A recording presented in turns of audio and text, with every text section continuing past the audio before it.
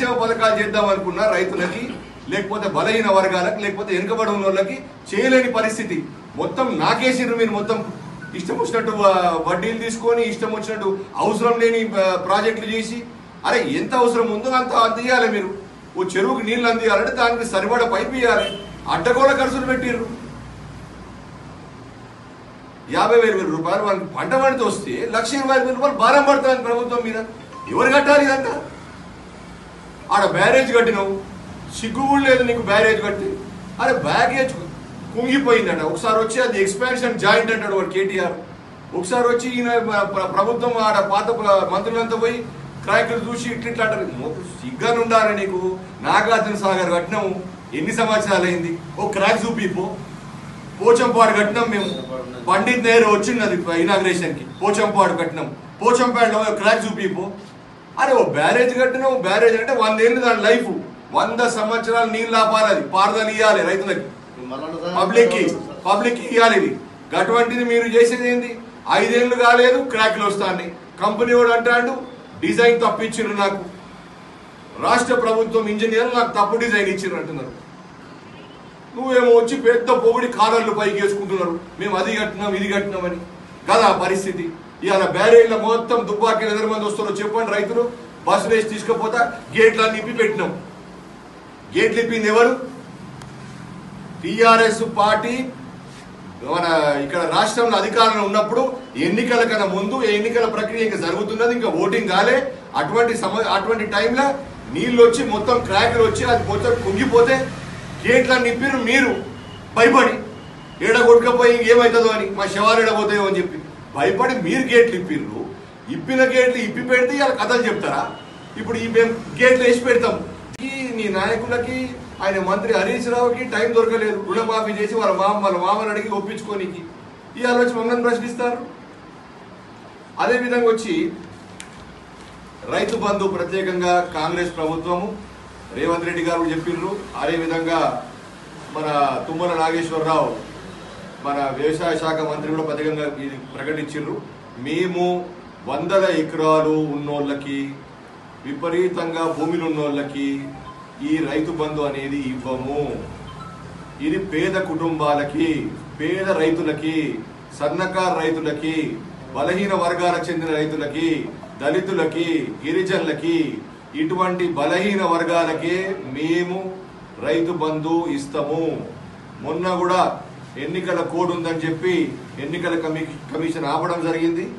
ఆ కొరవ ఏమైతే పెండింగ్ ఉండనో అందరికి కూడా రైతు బంధు వాళ్ళ అకౌంట్లలో పడిపోయింది. మమ్మల్ని ఏదో ఒకటి బట్టి వాడెవడో రియల్ ఎస్టేట్ చేసేటోడు వానికి రైతు బంధు చేసిరు మీ ప్రభుత్వంలో. మీకు సంబంధించిన రాజకీయ నాయకులు 100 ఎకరాలు ఉన్న వాళ్ళకి వాళ్ళకి రైతు బంధు చేసిరు మీరు.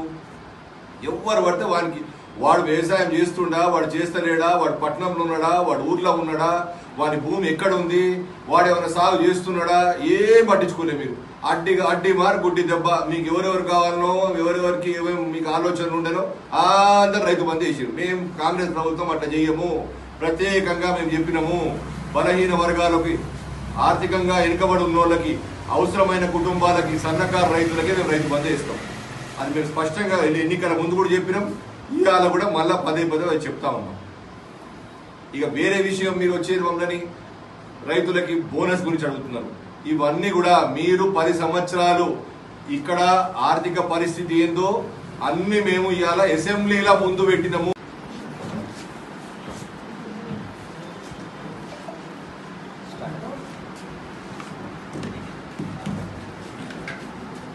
కాంగ్రెస్ పార్టీ ముఖ్యమంత్రి శ్రీ రేవంత్ రెడ్డి గారి ఆధ్వర్యంలో మొన్న భువనగిరి సభల ప్రత్యేకంగా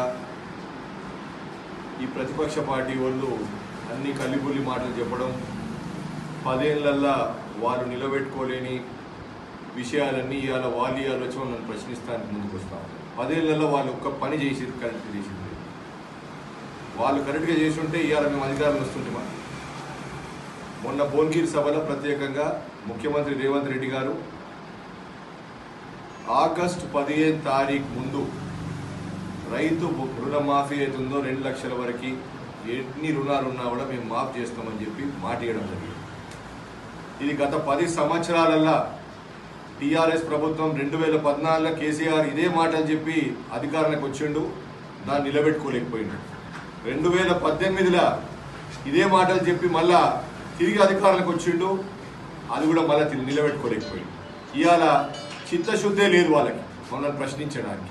వాళ్ళు ఇవాళ వచ్చి మీరు రుణమాఫీ చేస్తలేరని చెప్పి ఇక్కడ మాజీ మంత్రివర్యులు హరీష్ రావు, మళ్ళీ 10 సంవత్సరాలు ఇక్కడ ఎంపీగా చేసిన కొత్త ప్రభాకర్ రెడ్డి ఇవాళ దుబ్బాక ఎమ్మెల్యేగా ఆయనతో ప్రశ్నిస్తూ ఉన్నాడు.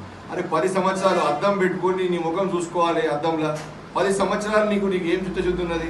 10 సంవత్సరాలు నీ ప్రభుత్వం నువ్వు అధికారంలో ఉంటివి, నువ్వు ఒక ఎంపీగా ఉంటివి, నీ దగ్గర ఇక్కడ ఒక టీఆర్ఎస్ ఎమ్మెల్యే ఉండే, మీరు నిలబెట్టుకొని ఒక రుణమాఫీ చేయించలేకపోయారు. మీరు ఏం ముఖం పెట్టుకుని మమ్మల్ని అడుగుతున్నారు? మీరు ఇలా వచ్చి ఇంకా 100 రోజులు అయింది, ఏమైంది? మళ్ళీ ఎలక్షన్ కోడ్ వచ్చి గత 2 నెలల నుంచి ఎలక్షన్ కోడ్ నడుస్తుండే. మీకు ఏం ముఖం ఉంది మమ్మల్ని అడగడానికి? మీకు ధర్నా చేయడానికి ముఖం ఉందా మీకు? 10 సంవత్సరాల్లో నీ ముఖ్యమంత్రికి నీదేం కాదు బ్యారేజ్ కానీ రాసిమను, దీనికి అంతా జవాబుదారు నేనే అని చెప్పు, వాని ఇంటికి తెచ్చి కట్టాలని చెప్పమను. అన్ని గేట్లు కిందికి వేసి నీళ్ళు ఆపుతాం, చూద్దాం ఏమవుతుందో. కట్ట నిలబడుతుందా పోతుందా చూద్దాం. కేసీఆర్ ఎట్లా కట్టించునో అన్ని బయటపడతాయి. అరే ప్రజాసొమ్మది, గేట్లు ఇప్పితే మాకేమున్నదా లాభం? పాగలు కాదని పాగలు మాటలు మాట్లాడతారు.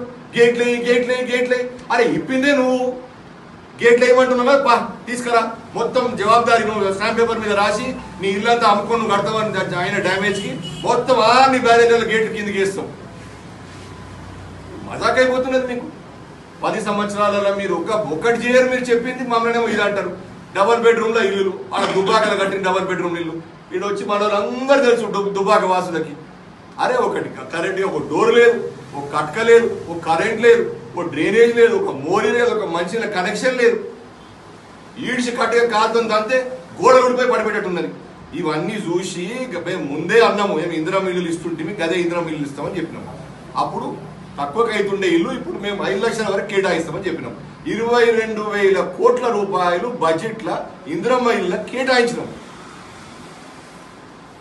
రేపు మన నీది కోడ్ ఎత్తేయంగానే కంపల్సరీగా మేము కమిటీలు వేస్తాం. ఎవరు పేద కుటుంబాలు ఉన్నారో మీరు ఊర్ల వారీగా మీరు ఇవ్వండి. ఎన్ని మనకి నియోజకవర్గానికి అంతే ఎన్ని వస్తాయి, దాంట్లో మీరు ఊర్ల వారీగా ఎట్లా డివైడ్ చేసుకుంటారు, మీరు ఎవరెవరు ఇల్లు కడతారో హౌసింగ్ డిపార్ట్మెంట్ వాళ్ళు వస్తారు, నువ్వు పునాది వేయంగానే ఇంత రిలీజ్ చేస్తారు, నువ్వు చెత్త వేయంగానే గింత వస్తుంది, నువ్వు అస్తర్కార్ కంప్లీట్ చేసి దారబంధాలు వేసుకున్నా గింత వస్తుంది. అరే ఎవడు వాని ఇష్ట ప్రకారం వాడు ఇల్లు కట్టుకుంటాడు. వాని అత్తోస్ వాడిని మేము కట్టిస్తుంటేనేమో మీ అల్లుడు వస్తే ఆడు ఉంటాడు, నీ గొర్రెనాడ కట్టేస్తావు, నీ బర్రెనాడ కట్టేస్తావు అని చెప్పినావు. నీ అమ్మ గ్రౌండ్+1 కట్టినావు, పైకి ఎక్కుతుందా బర్రె, గొర్రె ఎక్కుతుందా పైకి? ఈడ కట్టేస్తుంది, గాల్లో కట్టేస్తావా అలాంటి? అరే మాటలు మాట్లాడి 10 ఏళ్ళు నడిపినావు. నీ అమ్మ ఇప్పుడు వచ్చినాకన్నా టైం ప్రజలకు ఏదన్నా ఇబ్బందికరమైన పరిస్థితి ఉంటే వచ్చి ప్రశ్నించు. అసెంబ్లీకి వస్తలేవు, మాట్లాడతలేవు. మా అల్లుళ్ళు 5 ఏదేదో పిచ్చి మాటలన్నీ మాట్లాడతారు. 10 ఏళ్ళు మీకు చిత్తశుద్ధి లేదు, మీకు ఏం చేయలేదు. మీరు అన్ని చేసి ఉంటే మీరు ఆడనే కూర్చుంటుంటారు కదా. ప్రత్యేకంగా అందరు కాంగ్రెస్ పార్టీ నాయకులకి నేను స్పెసిఫిక్గా చెప్తా ఉన్నా, మీరుట్టిగా ఏదో టైం వేస్ట్ ఈ టీఆర్ఎస్ పార్టీ నాయకుల రాజకీయాలకు పోదు. మేము ప్రభుత్వం వైట్ పేపర్లో ఎన్ని వేల కోట్లు మీరు దేనికి ఖర్చు పెట్టిందని అన్ని మేము బయట పెట్టినాం. మీరు మొత్తం ప్రభుత్వాన్ని, తెలంగాణ ప్రభుత్వాన్ని నాకేసిండ్రు. ఇవాళ మేము బట్టి విక్రమ్ ఎప్పుడన్నా ఒక ఆర్థిక శాఖ మంత్రి ఈ గత 6 నెలల నేను ఏం ఖర్చు పెట్టినా అని చెప్పి టీఆర్ఎస్ ప్రభుత్వంలో వైట్ పేపర్ ఇచ్చిండ్రా, లెక్కలు చెప్పిర్రా జనానికి? మీరు గత 10 సంవత్సరాలలో నేను 1000 కోట్లు దీనికి పెట్టినా, 2000 కోట్లు దీనికి పెట్టినా అని మీరు బడ్జెట్లో ప్రకటించడం ఒకటి, మీరు అవసరాలకు వాడుకున్నది ఒకటి, మీకు నచ్చిన వానికి డబ్బులు నిధులు ఇవ్వడం ఒకటి. ఇది చేసిండ్రు మీరు గత 10 సంవత్సరాలలో. మేము ఈ 10 సంవత్సరాలలో మీరు చెయ్యండి. ఈ 3 నెలలు 6 నెలల్లో మేము ఎట్లా ఖర్చు పెట్టినాం, మార్చి లోపల ఏం ఖర్చు పెట్టినాం, దేనికి ఎంత ఖర్చు పెట్టినాం, మేము అప్పు ఎంత కట్టినాం, నేను రైతు బంధుకి ఎంత కట్టినాం, ఇవన్నీ కూడా మేము ప్రకటించి పబ్లిక్లో వైట్ పేపర్ మేము రిలీజ్ చేసిండు మా ఆర్థిక శాఖ మంత్రి. మీకు ఎవరైనా తెలియకపోతే మళ్ళీ నేను దుబ్బాకలో సర్కిల్ ఏడ్ చేస్తాను, ఇంటింటికి పోయి పేస్ట్ చేస్తాం, ఏం ఖర్చు పెట్టామో, మేము ఇక్కడ దేనికోసం ఖర్చు పెట్టామో దాని లెక్కలు ఉన్నాయన్న. ఇటువంటిది మీరు ఎటువంటి మీరు కార్యాచరణ చేయలే, ఇట్లా అడ్డగోల లెక్కలు మీవి. ఇవాళ రైతు పంట పండిస్తే 55,000 రూపాయలు ఆయనకి లాభం వస్తుంది. ఏది ఇదంతా ధాన్యము మీరు మనం కొనుగోలు చేస్తే దానికి పెట్టుబడి 20,000-22,000 అవుతుంది ఒక క్రాప్కి.